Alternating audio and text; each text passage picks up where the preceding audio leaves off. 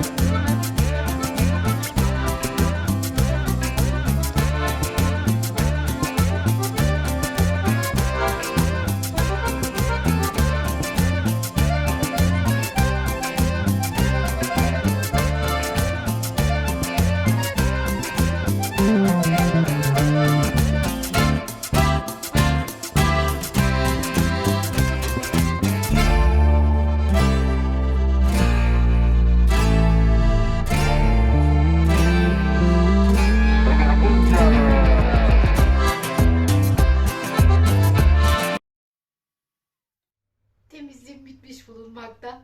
Ne yaptık? Türk kahvesini hak ettik mi? Hak ettik. Ay Videoyu açıp açmadığıma baktım. Bir şey oldum. Acaba mı dedim. Bazen böyle olabiliyor. Videoyu açtık zannediyoruz. Konuşuyoruz ya da yapacağımız işi yapıyoruz ya da bir şeyler yapıyoruz böyle. Bir bakıyoruz videoyu açmamışız. Hadi bakalım. Ya sil baştan oluyor ya da tekrardan bir şeylerle başlıyoruz. Öyle söyleyeyim size. Bakmakta fayda var mı? Var. Yoksa çektiğimiz videolar çöp kutusunda olmuş oluyor maalesef.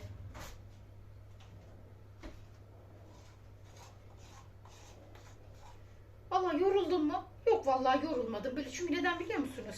Neden yorulmadım? Tabii bazen böyle ağrılarım olabiliyor. Temizlik yaptığım zaman da daha çok daha doğrusu yoruluyorum. Dinlenerek yapıyorum. Ama siz söyleyin. Ağrım yokken temizlik yaptığım zaman dinleniyor muyum? Gene dinleniyorum. Ama o kadar yorulmuyorum. Hatta zevkle yapıyorum böyle işleri. Daha çok iş yapasım geliyor. Sağdan soldan böyle bir şeyler bakıp da bir şeyler yapasım geliyor ister istemez. Vallahi Sezgin bunlara kulp söyleyemedim de. Kulp getirmiştim. Çay ve kahve makinesinin olduğu yerdeki dolabın bir tanesinin şeyi yok. Kulpu yok. Şöyle siyah kulp getirmişti. Oydu buydu bilmem ne falan filan da yorgun geliyor bilmem ne geliyor. Pazar günü de zaten ne oldu? Normalde pazar günü yapacaktı. Pazar günü de ne oldu? Vallahi yorgun muydu ya da bir şeyle uğraşıldı. Pazar günü ne yaptık ya? Ay vallahi bir şey oldu. Neyse unuttum hatırlamıyorum. En son dedim yapayım ya son dakika olsun sıkıntı değil. Yapayım bitireyim falan filan dedim. Dedim elleme bırak. İyice yoruldum. Acelesi yok.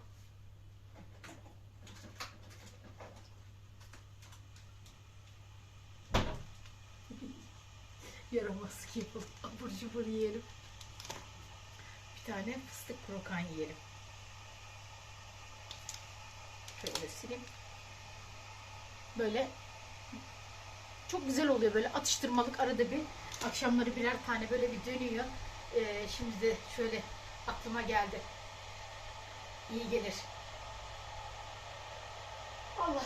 Ay, akşamı düşünüyorum bir adam. Ay bu ne ya? Dün akşam uyuyamadım. Neden yapamadım? Doğru düzgün uyuyamadım.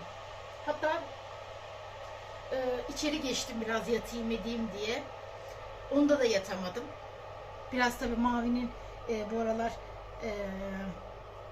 kendince böyle bir şeylikleri falan var. Ben de tedirgin yatıyorum ister istemez. Acaba mı? Çünkü artık son zamanlarına yaklaştı. Son zamanlarına yaklaştığı için ben de bir tedirgin yatıyorum ister istemez ama dediğim gibi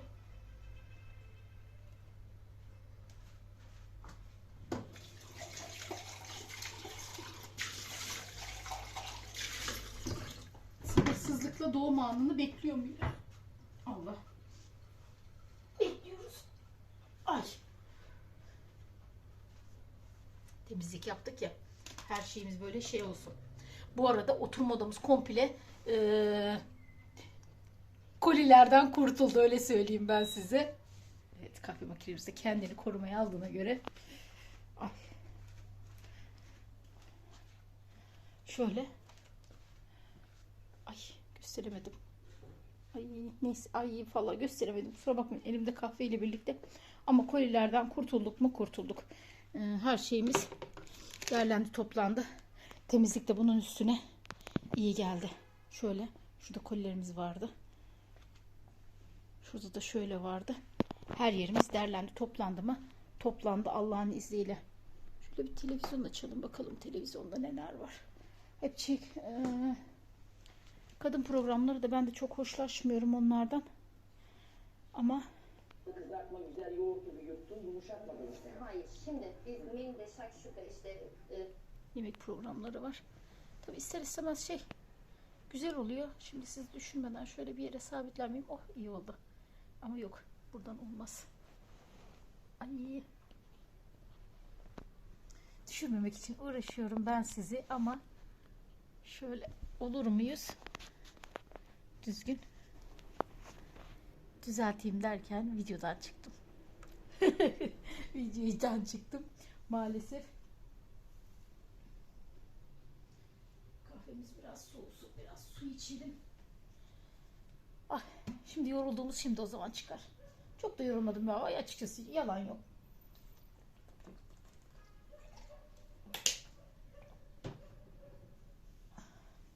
Akşam yemeği düşünüyorum.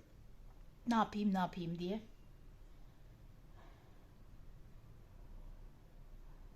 Vallahi dün akşam Sezgin aslında tost canım çekiyor dedi. Ya dedim daha önce söyleseydin ya dedim, ben yemek yaptım. Yani yemek yaptım dedim ama ya falan filan oldu böyle bir. Gerçekten canı çok tost çekiyormuş aslında ama vallahi yapmadım, yalan yok. Dedim yemeklerimizi yiyelim. Yarın söz dedim. Tost yapayım sana. Hatta bize de kendimize de tost yapalım dedim. Sabahtan beri düşünüyordum şöyle ne yapayım ne edeyim diye. Tost aklımıza geldi. Daha doğrusu tost aklıma geldi. Dedim ki tost yapayım en güzeli. Akşam yemeğimiz tost olsun. Yanına böyle bir çay demleriz. Salatalık, domates, zeytin. Mis mis. Çok güzel olur. Valla güzel olur. Bayağıdır da yapmıyoruz biz tostu.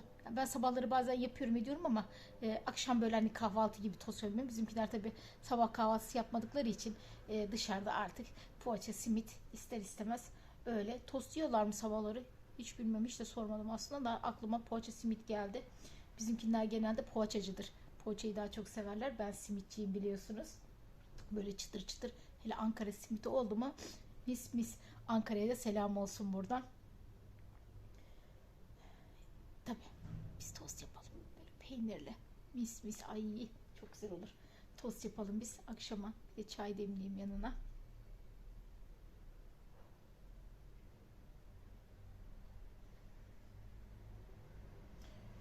Kırmızı köz biberin içinde şakşuka yapmış herhalde. Bazen peynir de koyuyorlar ama böyle peynirli bir şeyler yapıp da koyuyorlar ama neymiş, sıcak işte.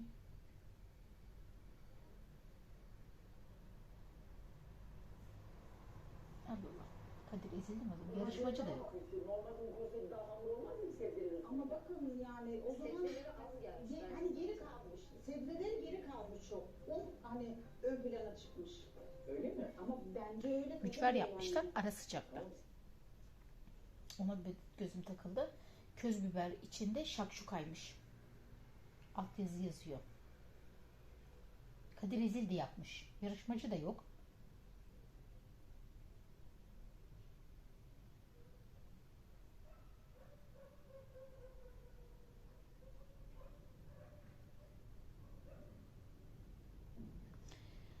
Neyse ben artık şu kahvemi içeyim. Şu fıstık krokonumu da yiyeyim. Ondan sonra tekrar görüşürüz. Açamadım ben.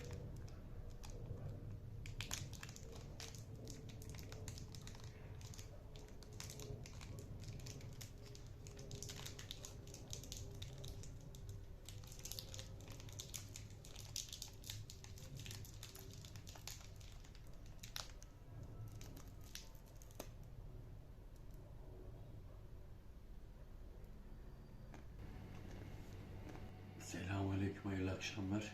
Hayırlı akşamlarınız olsun. İşten geldik. Biz eksik olarak şöyle Evet, Ege yok. Ege yok. Mavi burada. Evet, Mavi de artık ne diyeyim, haftam kaldı, gün mü sayıyor, ne yapıyor anlamadım ki. Son şeylerini yaşıyor büyük ihtimalle. He. Biraz yer arayışında sürekli beni istiyor. Ben nereye o oraya.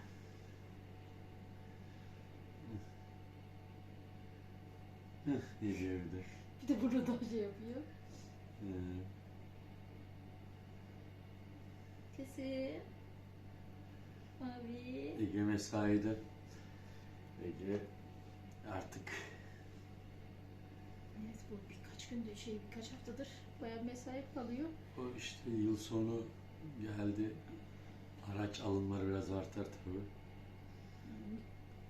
Ondan sonra yine düzene gider. Arkadaşları da var mı? Kaç abi, Emre abi falan var dedim. Onlarla bırakırsa onlarla yapacak, yoksa Sezgin almaya gidecek. Ben alırım. Tabii yapacak. ne onun adı? Tramvay saati bitince ister istemez Tramvay evet. öyle olunca da Ama Sezgin. 12'ye kadar yani benim bildiğim tramvay herhalde. Hayır, mesai o zamana kadar biterse, Aha, yoksa mecbur seni arayacak. ne arayacak Bırakan dedim. olmazsa Yani bu benim bildiğim tramvay herhalde. Tramvay mı yoksa ama bir halk otobüsü çalışıyor otokar havalimanı sürekli çalışıyor sabaha kadar. Evet, çünkü otogarla hani yolcu Ege'nin oradan geçiyor mu? geçiyor diye biliyorum ama onu tam öğrenmek lazım ama o hani 10 lira değil 20 lira alıyor. Ya ücret değil ama önemli olan hani Yani geçip işte geçmemesi. O yapıyor. Çünkü yolcu gelip gittiği için. Hmm. O yüzden onlar sabah kadar çalışır diye biliyorum yani. Ama DF10, DF9 falan da çok sık çalışıyor. Gece belli bir saat kadar çalışıyor onlar. Onlar o Yazın mı kadar. çalışıyor? Tabii yazın 12'ye kadar çalışıyorlar ya. Bir ara 1'de falan da geçiyordu bu Ha, otobüs. o işte o saatleri yazın farklı oluyor, kışın farklı. Tam öğrenmek lazım aslında. Neyse ya, sıkıntı değil, böyle oldu mu en azından vasıta olunca problem Aynen. olmuyor yani en azından. Aynen öyle. Akşam bir metos yaptık, yedik. Dedim metos yapacağız diye. Sezgin'in dün canı çekmiş. Aynen dün tost diyordum ben. Yemek olunca da dedim artık yapma, hani olsun, yarın artık dedim, aklıma da geldi. Dedim ki hadi tost yapayım. Pardon kızım. İşte. Ne bozdum. Bir hafta sonra daha geldik. Aynen. Yağmurlu bir hafta sonu. Ne yağdı ama değil mi? Maşallah ya, bu eskisi gibi yağmıyor ama ya. Ya tabii ki, ama bir hafta kesintisi, yani yarın tam cumartesi bir hafta. Aynen. Geçen hafta cumartesi başladı. Aynen. Yarın tam bir haftayı doldurmuş oluyor. Günler geçiyor, ömür bitiyor. Asgari ücret açıklandı bu arada, %30. Zam yapıldı. Hayırlı uğurlu olsun herkese. Herkesin beklemediği bir yüzdeydi ama Aynen. Yani bizde %40, açtılar %40-45 gibi bekliyordum. Ama yani de işte bilmiyorum, olmadı neredeyse, bilmiyorum. Geçen emeklilerinki de Ocak'ta mı belli oluyormuş, neymiş, öyle bir Bilmiyorum şeymiş abi. herhalde. Geçen Doğru. babamla da konuştuk, babam da ümitliyiz diyor ama bu %30'u duyunca da çok da ümitler bayağı bir çöpe gitti. aynen öyle. Yapacak bir şey yok. Yani hakkımızda hayırlısı yani, ne diyelim. Aynen. Yani Allah gene de bereket versin. Yani geçim zor da yani gene de Allah bereket versin diyeceğim, yani şükredeceğiz. Yapacak bir şey yok yani, Allah yardımcısı olsun herkesin, gene zor yani. Sen ne yaptın? %30. Ben ne yaptım? Çamaşır yıkadım, temizlik yaptım. Havayı açık bulunca. Aynen ama öğlen bir açtı, böyle güzeldi yani. Öğleden sonra mı açtı? Ha, bizim orada öğlen açıldı ya, öğlen. Orada yani çok da geç değildi yani, öğleni falan bulmadı yani, hava Bizim güneş orada açtı. sabahleyin öğlene biraz böyle yağmur attı. Ondan sonra saat işte Ay 12 gibi falan, 1 gibi açıldı. az önce randevu bakıyorum babama üniversiteden. Geçen yağmurdan dolayı iptal etmiştik. Ayın 7'sine kalp damardan buldum. 15'ine de göğüs hastalığından Alsaydın. buldum. Aldım. Yani ben daha şeyi bulamadık, baksana bizim. Yok. Ben gideceğim göğüse, onu bulamadım. Onu gündüz gidersen. İşte gündüz Akşam polikliniği istiyorsun. Akşam polikliniği zor oluyor ister istemez. O akşam değil, gündüz ben izin alacağım, gideceğim ona. Gündüz polikliniği bulurum. İşte gündüze bakacağız. Sen geçen akşam polikliniği dediğin için ben akşam polikliniği yok dedim. Yok, gündüze Gündüz bak. istiyorsan gündüz var. Şimdi akşam gideceğiz, tahlil verecek, o olacak. Ertesi gün Çünkü bir daha gitmek Göğüs, zorundasın. göğüs, yani genel cerrahi istiyorsun. İşte o Genel tahlili. cerrahi değil, göğüs istiyorum Geçen neye baktık biz? ben. Göğüse baktım. Göğüse baktık değil mi? Doğru. Şimdi ister istemez böyle akşam yapabilecekleri tetkikleri olacağı için, ondan dolayı onların akşam poliklinikleri yok. Akşam Gündüz poliklinikleri ne var? Böyle hani normal kontrol edip ilaç yazıp gönderileceği, böyle tetkik istemeyeceği poliklinikler, akşam polikliniği var. Yoksa akşam poliklinikte değil, onlar yok. Bak da bana göğüsten al da Şu yani öksürmekten sesim Evet, sesi kısılıyor. Artı Sezgin'in yani öksürüğünü bir türlü ne yaptıysak onu yaptık, bunu yaptık, şunu yaptık. Hani biri bir şey söyledi, şöyle yaptık, böyle yaptık. Yok bana mısın demedi, geçmedi. Öksürdükçe de sesi kısılıyor. aynen. Gece Sesler- öksürükle uyandığında oluyor. Tabii gece sabah mesela yatarken biraz bir öksürük nöbet tutuyorum. Gece sabah kalkarken de tutuyor öksürük.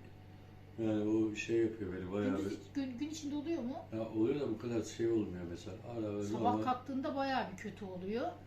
Bazen tuttuğunda, hani genelde uykudan uyandığın zaman çok kötü oluyor değil mi? Aynen. Bir de yatarken.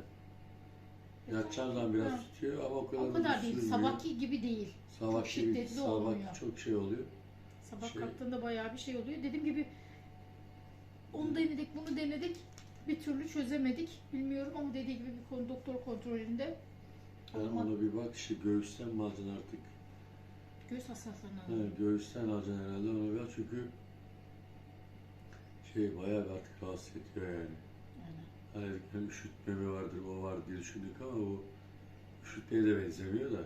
Değil, hani acaba zaten bu alternatif yaptığımız şeyler, böyle bitkisel türü şeyler, hani böyle pekmezli, baldı ya da böyle şeyler falan, bunlar hani acaba mı hani şey yapıyoruz ama tabii böyle artık belki de kronikleşti ya da neyden kaynaklı gene onu bilmiyoruz. Şimdi gidelim de Sebebini bulmak için isterseniz bir doktora görünmen gerekiyor onu bir al illa da ki. bana şeyinden randevu. Kontrol edeyim ben bir de. Onu bir al varsa gündüz gideyim.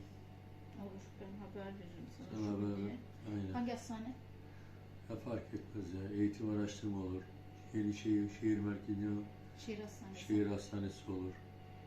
Sigortadan alma. Şehir hastanesi zaten çabuk bulunur. Tamam. Büyük ihtimal pazartesiye bile buluruz herhalde. Bak Bir bakalım bakmak işte. lazım. Bir bak şeye. Ne o? Ama sigortadan alma ya. Yok yok ya, orada artık ilgilenmiyorlar, artık taşınacağı için mi, hani oranın şeyinden dolayı doğru düzgün ilgilenmiyorlar. Ameliyatları da yapıyorlar mı yapmıyorlar mı gene bilmiyorum ama çok ilgi alaka bence yok. Yok yok sen ya Yani. şehir hastanesine bak olması direkt.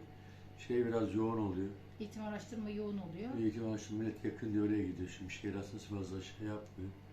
Hani şehir hastanesi yani aracı olanlar gidiyor yani aracı olmayan Otobüsü var. Herkes Otobüs otobüse var de da. giden var. var da hani şeyi kadar dolu yok yani. Ha tabii eğitim araştırma kadar yok. Yoğunluğu yok. Sen ama şehir hastanesinden bak da bir tane al.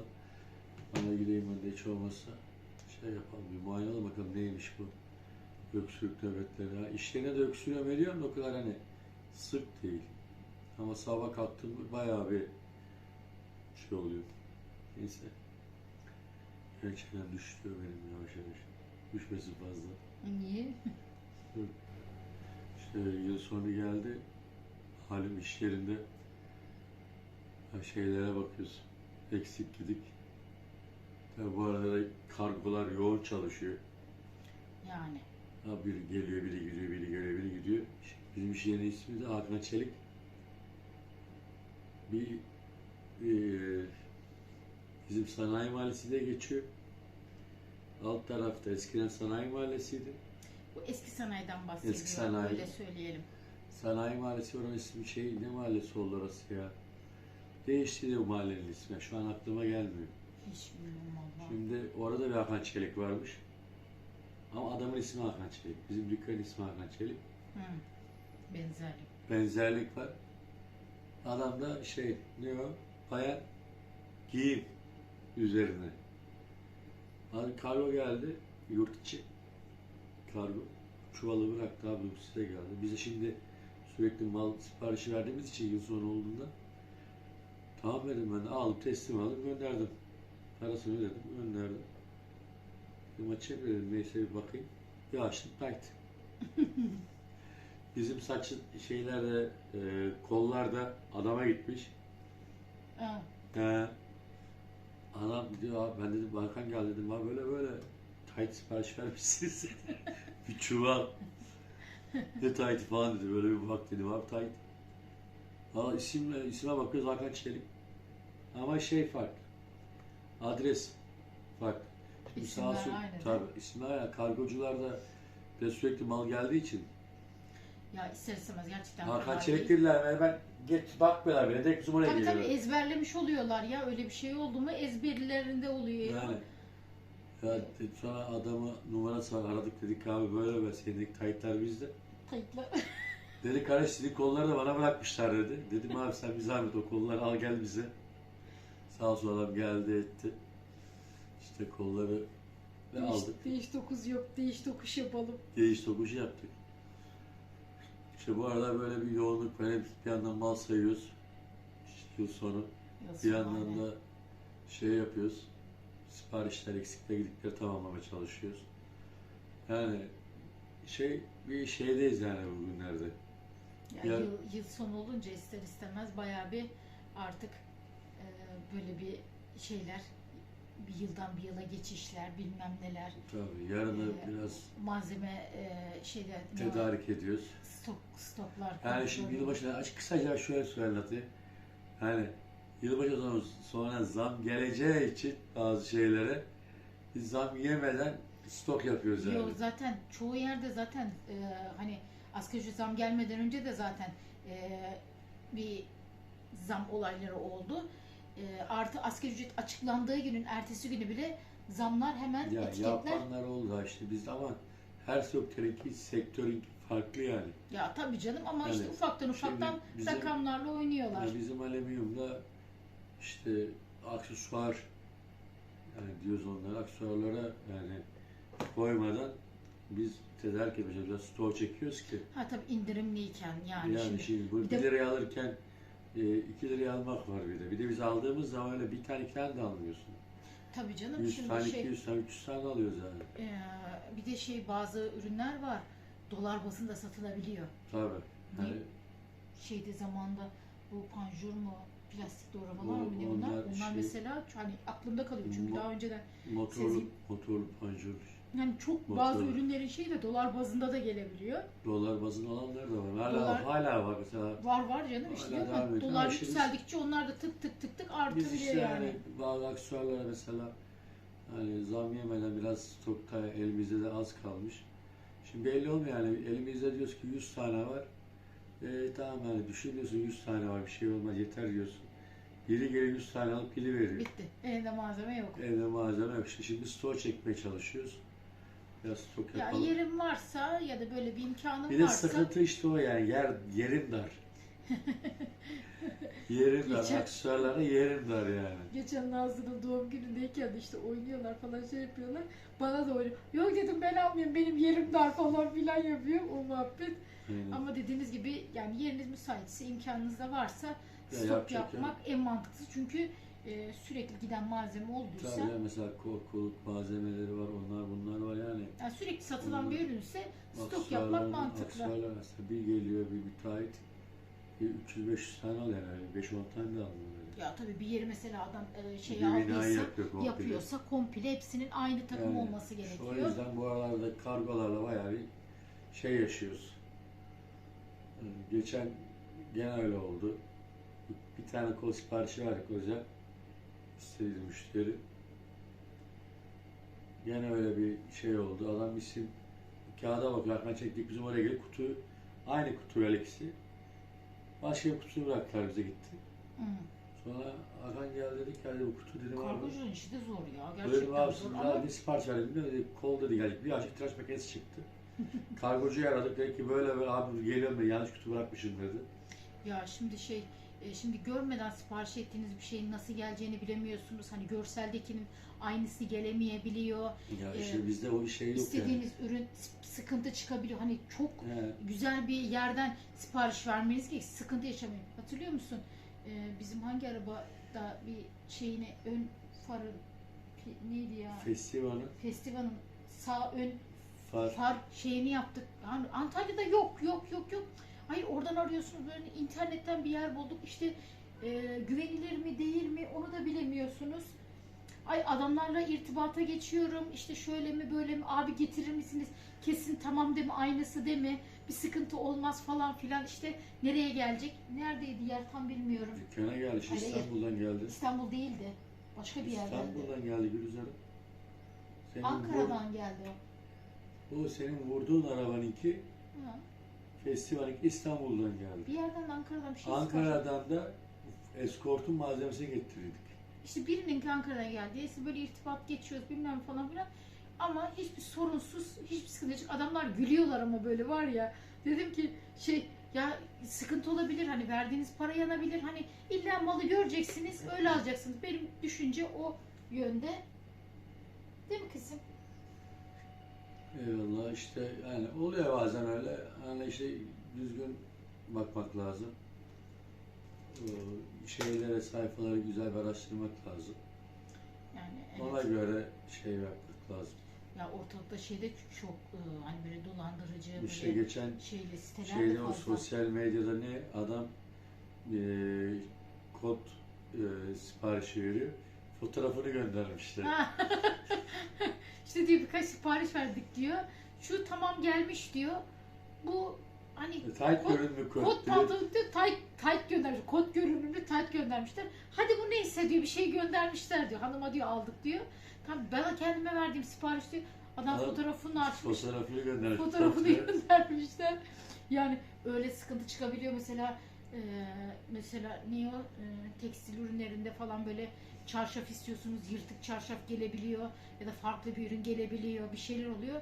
Güvenilir sitelerden alışveriş yapmak Ne mantıklısı. yani, ama güvenmiyorsanız da hiç Gidip- kendiniz risk atmaya Aynen. gerek yok. Gidip de buradan Eski görerek, usul, eski usul. aynen görerek alın. Mağaza gezmek. Aynen. Neyse bugün bu kadar diyelim. Aynen.